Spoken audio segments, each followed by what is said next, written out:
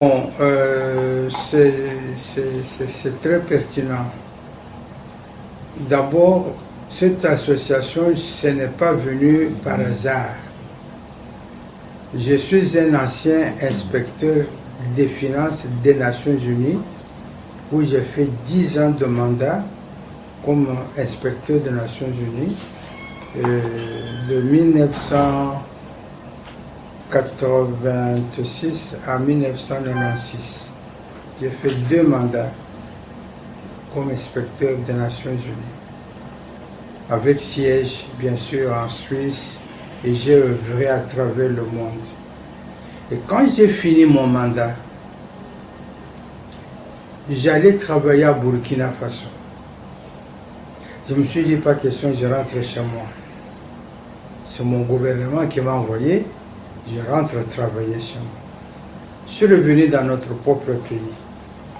Les amis avec qui j'étais dans leur pays sont devenus soit des ministres, soit des ceci, mais j'ai préféré rentrer dans mon pays et dans mon service de départ, c'était l'inspection.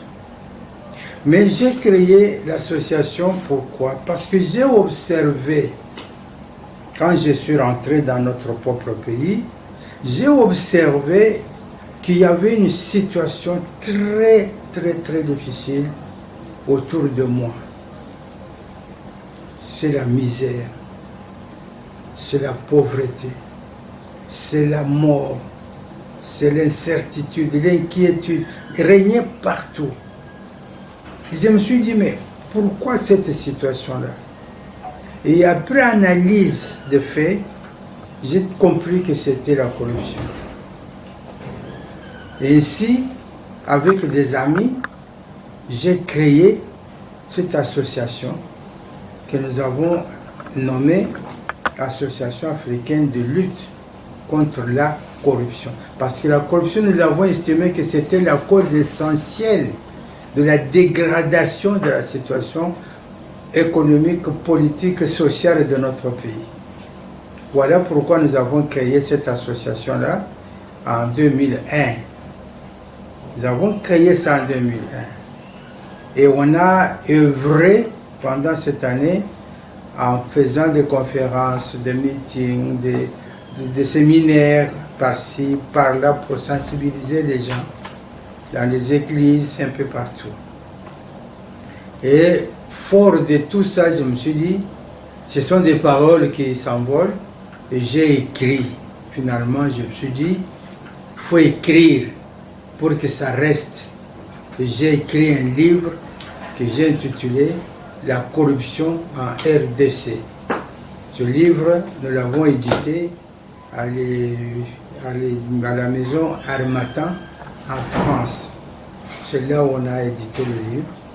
Parce que craignant que si je l'avais remis dans des imprimeries sur place en 2016, on allait me dénoncer par les imprimeurs auprès de ceux qui pratiquaient la corruption comme source de vie.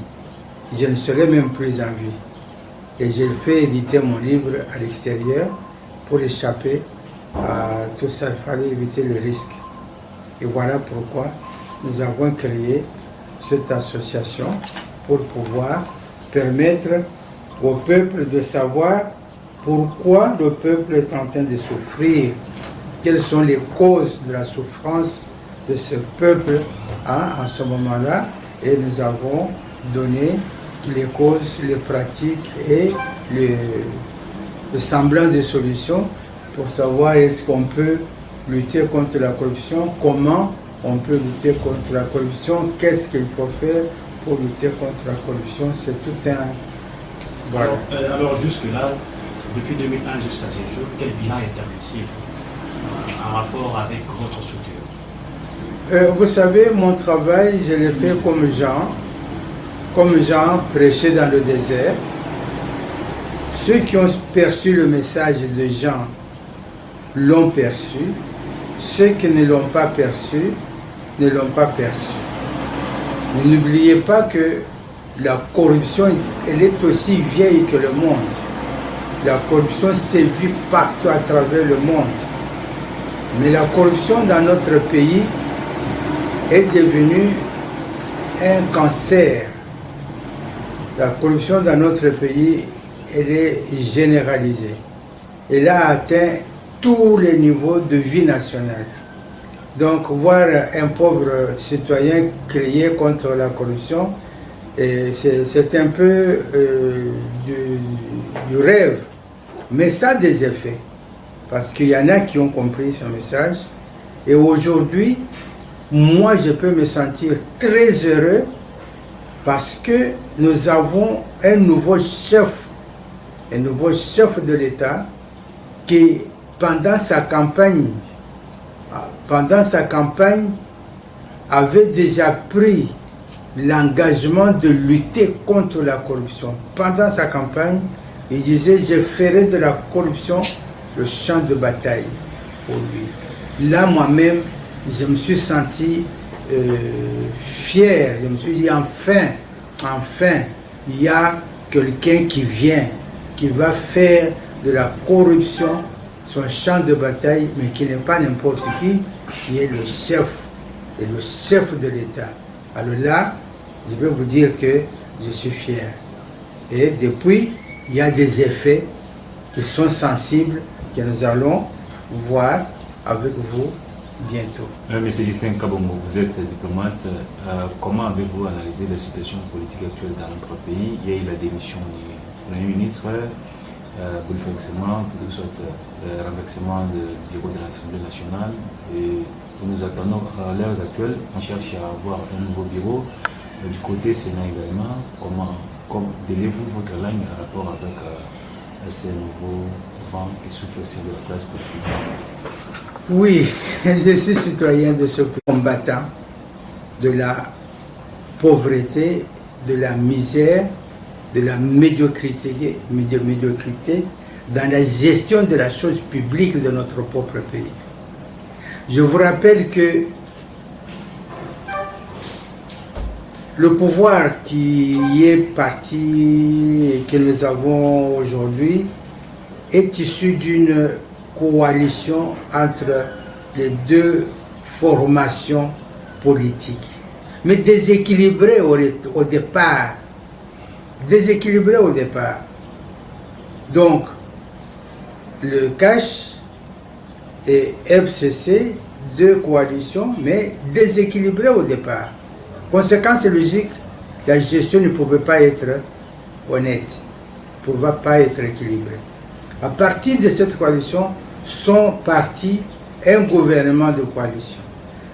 Vous avez tous vécu un premier ministre qui était entre deux sons d'autorité. L'autorité morale à qui il répondait et l'autorité administrative, exécutive qu'il ne respectait pas.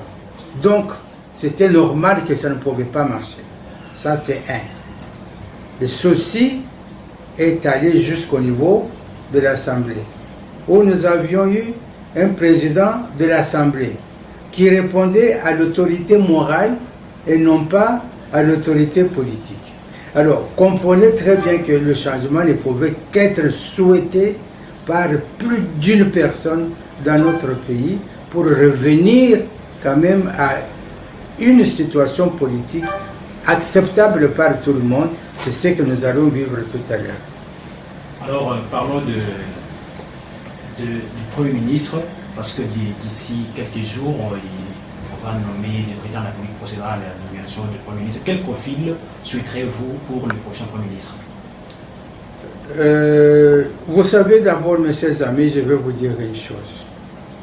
Un Premier ministre, c'est qui? Il dépend de qui? Quelle est la politique que le Premier ministre va défendre? Il faut savoir situer chacun dans son rôle, dans sa fonction et dans la projection même de l'action qu'il va faire. Un Premier ministre est un homme politique ou apolitique. Il n'est pas dit qu'un Premier ministre doit être politique. Il peut être apolitique. On peut me prendre moi comme Premier ministre. Je dépends directement de la volonté politique de celui qui m'a choisi. C'est lui qui signe ma nomination. En signant ma nomination, il dira, toi, Premier ministre, voilà ma politique. Voilà la ligne de conduite que tu dois suivre en tant que Premier ministre. Un Premier ministre, c'est primo inter pares. Donc il est là pour encadrer les autres ministres pour exécuter la fonction lui confiée par celui qui l'a nommé. C'est le chef de l'État. Ça, c'est un. Un Premier ministre ne peut pas être à cheval entre son parti politique et celui qui l'a nommé. Il oublie son parti politique. Il oublie carrément son parti politique. Il dépend de la volonté du chef de l'État. Ça, c'est une chose. De deux, il doit être compétent. Compétent dans tous les domaines. N'oubliez pas qu'il est Premier ministre de tous les ministres, chacun dans son domaine. Il faut que cet homme ici, s'il n'est pas un omniscient, mais il doit être compétent pour savoir le ministre de l'Industrie, qu'est-ce qu'il fait. Le ministre de l'Agriculture, qu'est-ce qu'il fait. Le ministre des Finances, qu'est-ce qu'il fait. Le ministre du Budget, qu'est-ce qu'il fait. Plus encore, parce que c'est là même le pivot de l'action de l'État. Donc le Premier ministre doit savoir exactement qu'est-ce qu'il doit faire pour répondre aux diktats, aux besoins, à la volonté de celui qui l'a nommé et rendre compte à celui qui l'a nommé sur l'évolution de la situation générale du pays. Voilà ce que moi je vois. Un Premier ministre qui est compétent, un Premier ministre qui est clairvoyant et qui doit suivre l'action de tout son gouvernement et savoir rendre compte à celui qui l'a nommé, c'est le chef de l'État. Dans le cas contraire, c'est un figurant et c'est un type qui doit aller se promener où il veut. Donc nous aurons encore une fois des figurants premiers ministres qui ne savent pas ce qu'ils doivent faire et qui dépendent de leur parti politique, alors que en ce moment-là, il ne voit plus son parti politique, il voit le chef de l'État qui l'a nommé. Monsieur l'ambassadeur, nous sommes dans l'interview.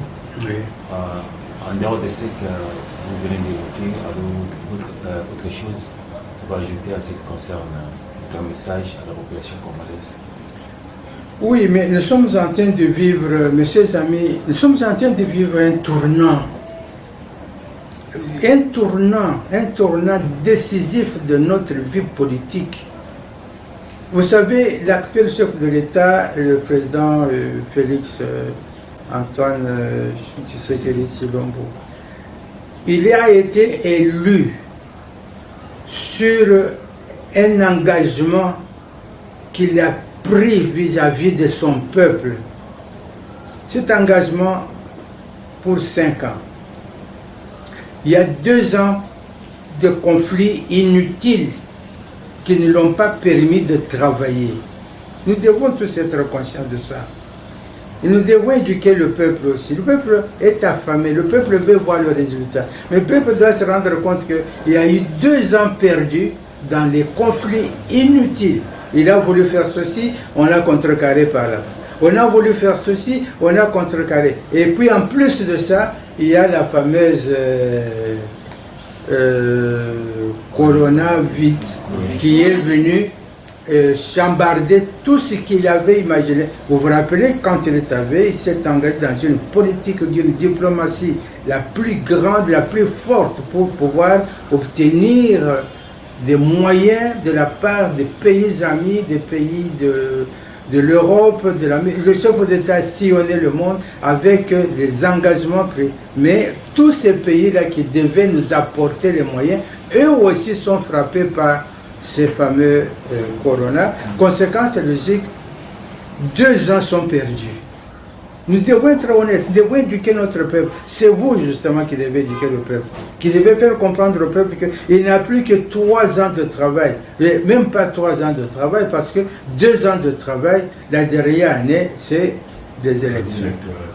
Donc, ce que nous pouvons espérer, c'est soutenir vraiment notre chef de l'État actuel dans tout ce que nous faisons, dans ce que vous faites, dans ce que moi, dans ce que je fais dans mon domaine, de lutter contre la corruption, dénoncer les malgestions, dénoncer tous ceux qui détournent de l'argent de l'État, dénoncer tous ceux qui volent l'argent de l'État pour aller cacher des millions et des millions de l'argent de l'État à l'extérieur du pays en laissant le pays pauvre.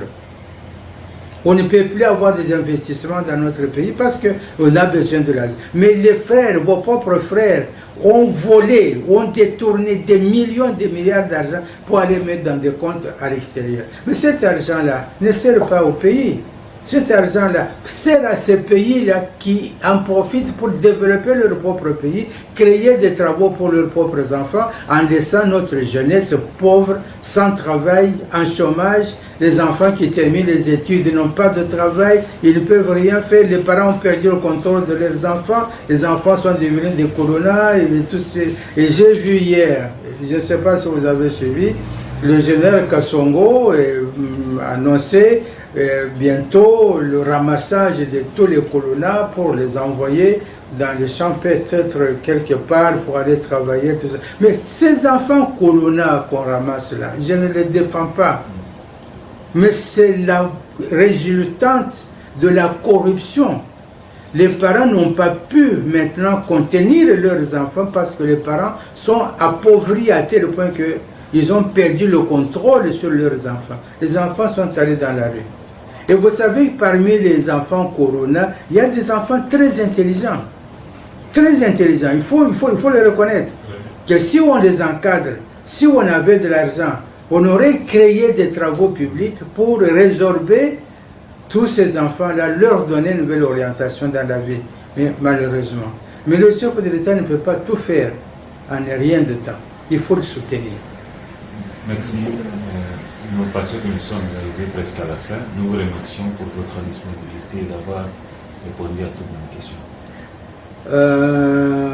Je vous dis merci parce que vous êtes venus pour une question pertinente. Le gouvernement, la situation, ce qui se passe aujourd'hui au Parlement, c'est la même chose aussi. Nous souhaitons que ce qui se passe au Parlement se fasse dignement. Si nous rentrons encore une fois dans les querelles des postes pour tel parti politique, je vais avoir ça, mais c'est bien. Mais il faut que les gens que ces partis politiques présentent soient animés par la volonté de servir le peuple congolais et non pas se servir eux-mêmes. Éviter le fait d'enrichissement personnel. C'est ça qu'il faut éviter. Il ne faut pas qu'on nous amène encore une fois au Parlement des gens qui viennent pour voler l'argent de l'État. Non, ça, comme citoyen, franchement, je vous dis, mes chers amis, je ne serais pas du tout content et ça serait encore une fois malvenu pour l'avenir de notre propre pays.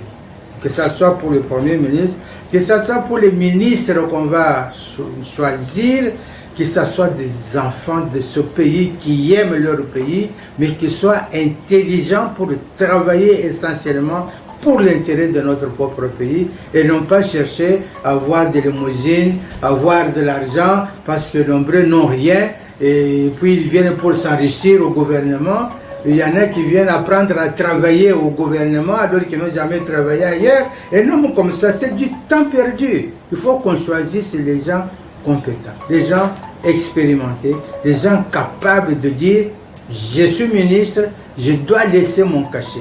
Je suis Premier ministre, des gens doivent savoir qu'il y a eu un Premier ministre qui a passé par là et qui a travaillé pour ce pays et non pas des gens qui viennent pour s'acheter une maison aujourd'hui ou s'acheter une voiture demain, il n'en avait jamais eu dans sa vie et qui viennent apprendre le travail en tant que ministre, il n'a jamais travaillé et on le fait ministre parce qu'il représente tel parti ou tel autre parti. Là, nous rentrons encore une fois dans le... Vous pouvez continuer. Bien, mes amis, j'aurais pu vous prendre beaucoup trop de temps parce que nous avons beaucoup de choses à faire. Effectivement.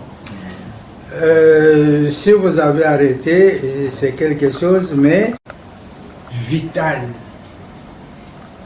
C'est l'éducation. Nous sommes en train... Donnez-moi 5 minutes là-dessus. Nous sommes en train de parler d'un changement. Voilà, vous êtes là, des jeunes cadres, intelligents que vous êtes. Mais vous n'êtes que des échantillons par rapport à des millions de jeunes qui sont dans ce pays, qui ne savent même pas être utiles pour leur propre pays, même s'ils voulaient bien le faire. Tout ça, c'est pourquoi nous parlons du développement d'un pays. On ne peut pas développer un pays sans les valeurs, sans les cadres. Les cadres sortent de l'éducation, de l'enseignement. Aujourd'hui, dans notre propre pays, l'enseignement se trouve à quel niveau? Aujourd'hui, dans ce pays ici, l'enseignement se trouve à quel niveau? Nulle part. Moi, je peux dire, il y a des exceptions. On trouve des enfants bien éduqués, bien formés, qui sortent des universités, mais sur 80%, il faut compter que les 50 ou 60% sont nuls. Ils ne savent ni lire, ni écrire, mais ils sont diplômés. Diplômés, ces papiers-là, moi je les appelle les parchemins. Ce sont des papiers qu'il faut jeter à la poubelle. Parce qu'ils ne valent pas obtenir ces papiers-là à l'université, ni dans l'enseignement technique supérieur où ils s'en vont. Pourquoi? Parlons de la corruption au niveau de l'enseignement. Les enfants qui étudient aujourd'hui, est-ce qu'ils savent étudier d'abord? Est-ce qu'ils savent faire des recherches eux-mêmes pour savoir ce qu'ils doivent écrire? Les enfants qui terminent aujourd'hui, leur diplôme qu'on leur délivre, ce ne sont pas eux qui ont défendu ce diplôme-là. Ce ne sont pas eux qui ont défendu leur mémoire ou je ne sais pas comment vous appelez ça aujourd'hui. Ce sont les professeurs qui écrivent pour eux. Ce sont leurs collègues qui sont plus malins, à qui on donne l'argent et qui écrivent pour eux.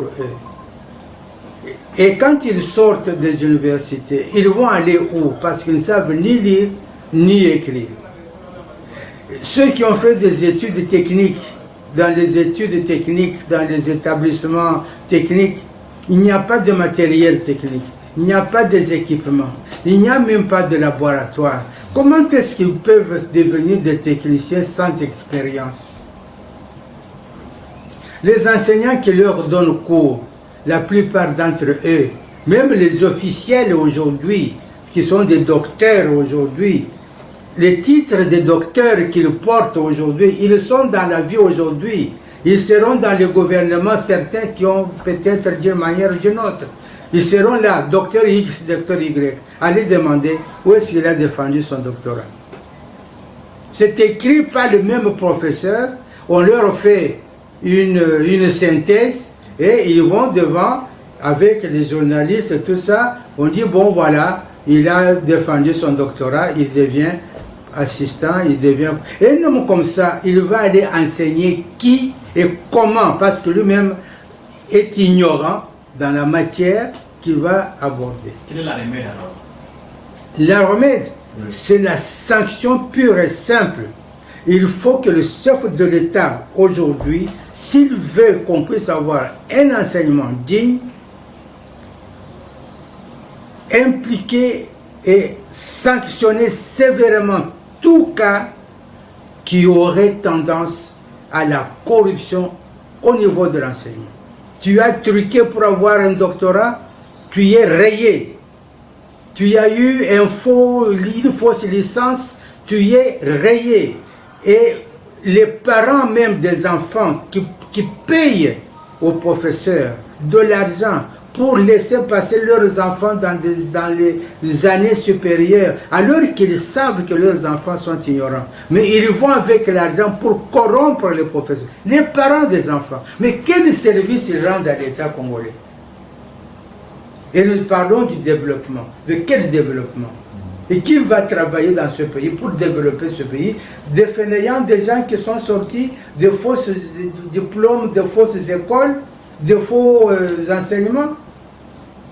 Il y a les autorités politiques qui ont agréé des universités partout. Lesquelles universités ne répondent même pas à un critère d'être université. Mais ce sont des hommes politiques corrompus qui ont agréé ce genre d'universités, des instituts supérieurs par-ci, par-là. Mais quand vous allez dans cet institut supérieur, vous allez vous demander où est-ce que vous êtes. Voyez comment des enfants étudient. Vous allez vous dire, mais quel type d'enseignement?